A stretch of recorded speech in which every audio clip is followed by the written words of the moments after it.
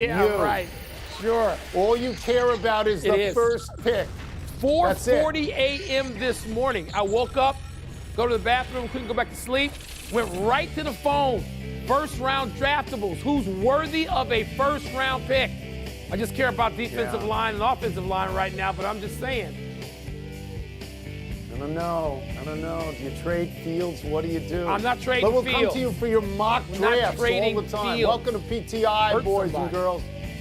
In today's episode, the Patriots bring back Bill O'Brien, Artie Moreno keeps the Angels, and the Bucs are back together. But we begin today with Sunday's NFC Championship game. The Philadelphia Eagles are the home team, and they have the more experienced quarterback, even though Jalen Hurts is only in his second year of starting. San Francisco 49ers turned to Brock Purdy, who's in his second month of starting, and didn't figure to play 1 minute this year until Trey Lance and Jimmy Garoppolo got hurt. Wilbon, do you see the Eagles having a significant advantage at quarterback? No. The other guy, the rookie, Mr. Irrelevant, he's undefeated. He hadn't lost a game. Right. So nobody has an advantage over him. And it's not 2-0. I think it's 7-0. No, I don't. I mean, I think that Jalen Hurts, if I had an MVP vote, and I do not, I would have voted at the end of the regular season. These are regular season awards. I would have voted for Jalen Hurts as my MVP. No, I don't think he has a significant advantage over a guy with those weapons. Tony, we talk about this every week, the 49ers and the offensive weapons they have, starting with, to me, the most dangerous and potent weapon in the NFL today, Deebo Samuel. When you got that, you can have all the experience you want. And this kid doesn't make mistakes so far. Not big ones. He hasn't made any. So what advantage are you seeing some advantage? Because I ain't seeing that. I know people will hype it up, but I don't see it. No, I honestly think the Eagles have a significant advantage at quarterback. Really? Yes, because I'm going back to the 5th week of the season when I told you then I would vote Jalen Hurts as the MVP. I got that. They're 14-1 when he starts. Let me just get a couple of numbers here.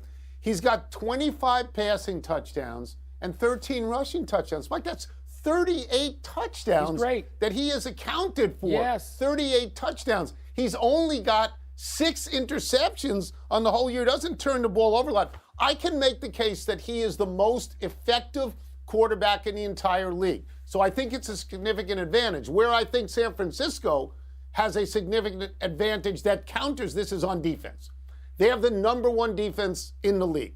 And as you say, you talk about Deebo Samuel a lot. He got nothing last week, and they still won because they've also got McCaffrey and Kittle and Ayuk. Yes. They are loaded on offense. Yes. So they turn to Purdy, and they say, just don't screw it up for us. And he hasn't. Yeah. No, he hasn't. Undefeated. His numbers, he's got 16 passing touchdowns, 4 rushing touchdowns. Doesn't turn the ball over. He's only got 4 interceptions. I don't know if you know this.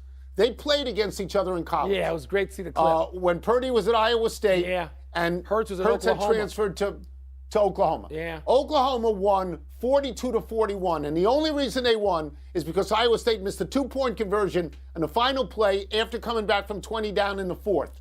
Hurts had 3 passing touchdowns and 2 rushing touchdowns.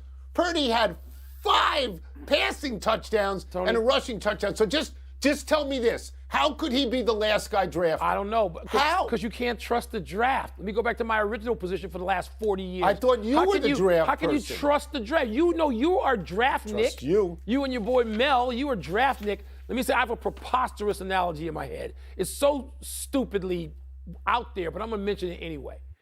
Sonny Liston. He was supposed to have an advantage over a young, undefeated Muhammad Ali. He wasn't young. Small sample size. In those Ali times, had been around for a minute and a half. Yes, Cassius Clay. How'd that work out? Well, how'd that work? He'd won an Olympic medal. No, I think he was more than a minute and a half, but nobody thought he'd beat Liston. No. Nobody. No. And he did. No. I'm not going against the Niners at this point, not even with the MVP. Jalen Hurts, I'm not. Let's move to baseball, where Artie Moreno has decided to not sell the Angels after all. 5 months ago, Moreno announced plans to explore a sale, but yesterday announced he had unfinished business. Moreno's owned the Angels for 20 years, with the team making the playoffs just 1 time since 2009. Shohei Ohtani is a free agent after this season. Tony, if you're Shohei, how are you feeling about this? Yeah. So I'm not going to presume to get into the head of Shohei Ohtani.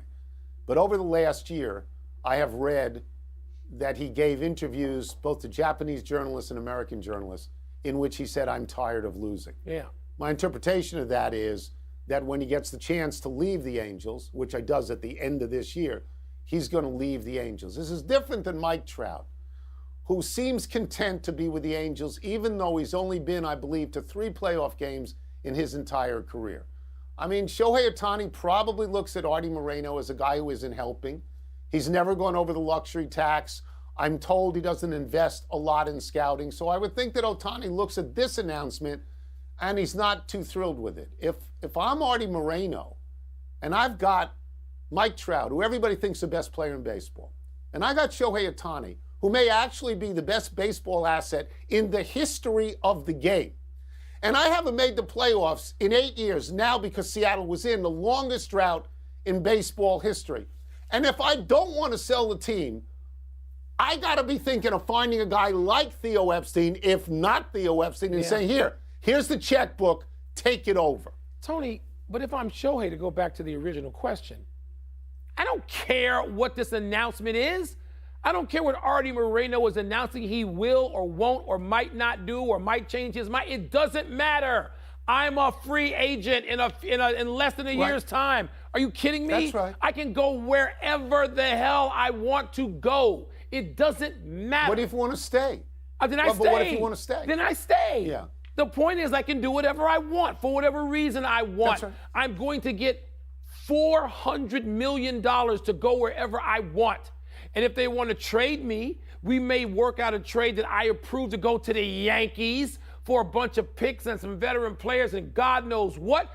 And then I might walk. Right. Because I can walk. Because why? I'm a free agent. So there's no hand wringing. What hand wringing? No. I'll tell you people sometime around Christmas what I'm going to do. Yeah. It's a puzzling team. They have big players. Last year, their ERA, their pitching staff was 9th best in all of baseball, and they don't ever win. And at some point, like with the Washington football team and the New York Knicks, you got to look at the owner. Sure. At some point, you got to look at the owner. You can look at him from afar, from like 2,500 miles away, and say, bye, Artie, if you want. You can do that. Yeah. The Milwaukee Bucks got Chris Middleton back last night after he'd missed over a month and 18 games in which they'd gone 9-9. Giannis Antetokounmpo was so excited that he said, and I'm quoting here, the band is back together. To show what that means, the Bucks went out against Detroit last night. They got 49 points in the first quarter, 150 for the game. Wilbon, what does this tell you about Milwaukee? Not much yet, Tony. I got to see more than one game. That's like telling me breathlessly, well, Anthony Davis is back. How long are you going to be back? Middleton's missed a lot of games. Right. Middleton's played 8 games this season. I know you love Giannis. I get it. I do too. I know that you really have a lot of respect for Giannis, maybe even above and beyond players who are more hyped. I get that. I ain't going to fight with you on it. But, Tony, I'm going to say this. We've seen these situations where key players go out injured, and they can't ever get them back together for long stretches of time, whether it's LeBron and Anthony Davis or Kevin Durant and Kyrie Irving. You don't just walk in off the street and start winning. There are too many good teams. Boston's too good. Philly, even right now, to me, too good. I think the Cleveland Cavaliers can be too good. You got teams in the East, Tony. Milwaukee's with them. Are they going to rise above them just because Middleton's back for 3 or 5 games? No, I don't see that. The band is back together. Are they playing sweet music yet? Not yet. I got to see more. When you're healthy now, it's not nearly as meaningful as being healthy in May and June. Yep. That's the important part of the season, to be healthy. Yes, I do like Antetokounmpo, and I know you like Embiid, and I know you've said Philadelphia will win in the East. And I think that all things being equal and everybody healthy, I believe Milwaukee would beat Philadelphia 8 out of 10 times. But I'll get to this particular thing. 49 points in a quarter is a lot of points, okay? It is, at this point, I believe, 2 shy of the record all-time in the NBA in any quarter.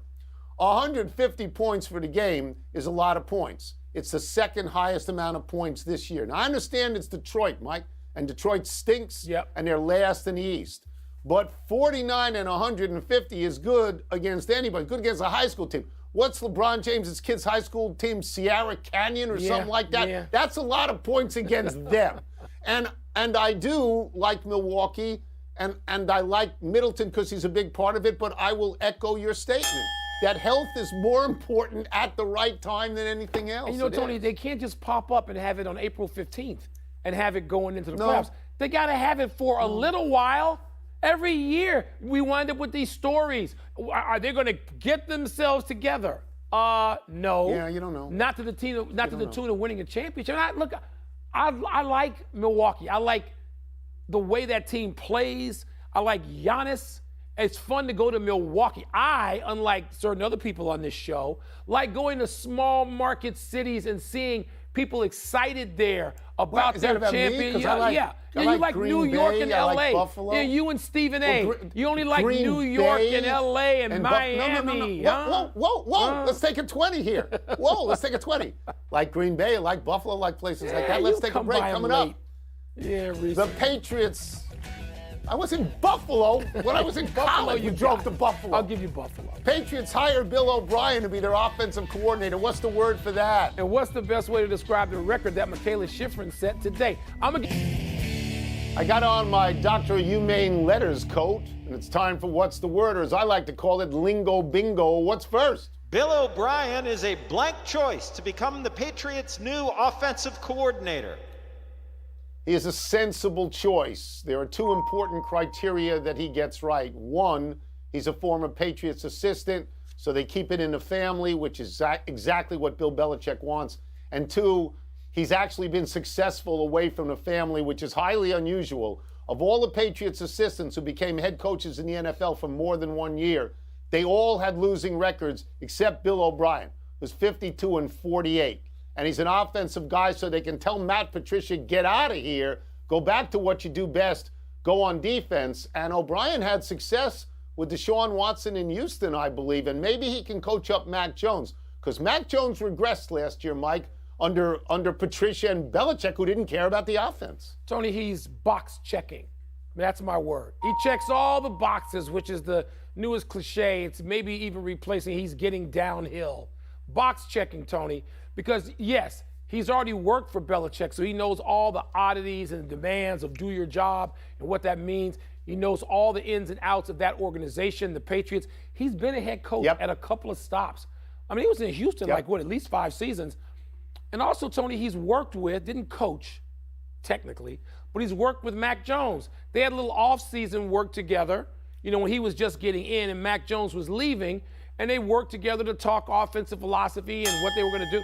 So he checks all the boxes for what Bill Belichick should be looking. And, by the way, they were like somewhere between 25th and last in all the important categories offensively. That's right. So you got to go get some help right now, or you're wasting your time. That's right.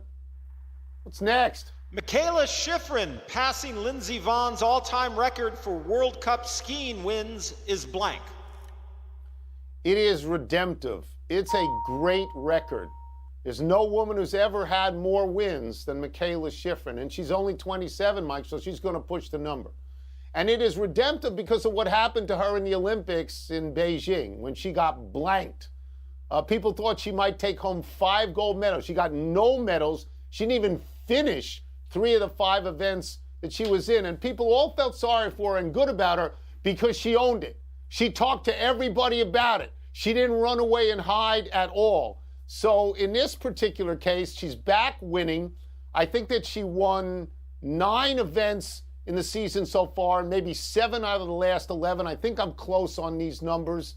And she's got another chance at the Olympics in 3 years in Italy. Redemptive.